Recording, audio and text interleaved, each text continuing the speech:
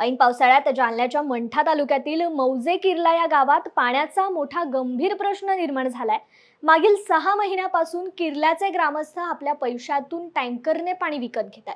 ग्रामपंचायतीची पाणी पुरवठा विहीर पूर्णपणे भरलेली असताना सरपंच, उपसरपंच आणि ग्रामसेवक यांच्या मनमानी धोरणामुळे गावात पाणी टंचाई असल्याचा आरोप करत नागरिकांनी पाणी पुरवठा नियमित करण्याची मागणी केली आहे। मला चलता नाही येत, त्याच्यामुळे आम्हाला हांडा भरून पाणी आणता येतं का?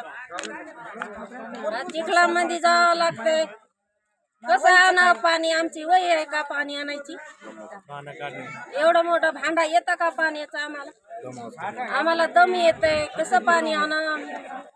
कोणाच्या भरोशावर जगावं आम्ही? काहून ग्रामपंचायत पाणी नाही देत का तुम्हाला? कुठं पाणी द्यायला लागले आम्हाला? कोणी पाहत नाही, काय नाही। आम्ही दैन करत बसलो।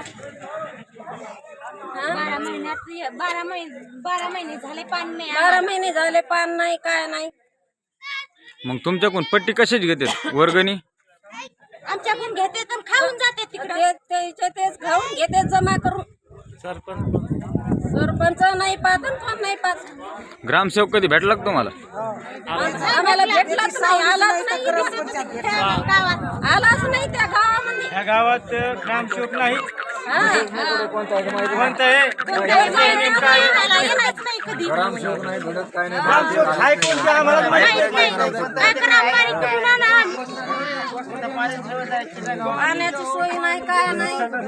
कसं जगायचं? कसं म्हातारे माणसं कसे राहायचे, कसे खायचे म्हाताऱ्या माणसाला? नाही भांडे आणतात, म्हाताऱ्या बायाला पाणी आणतात का?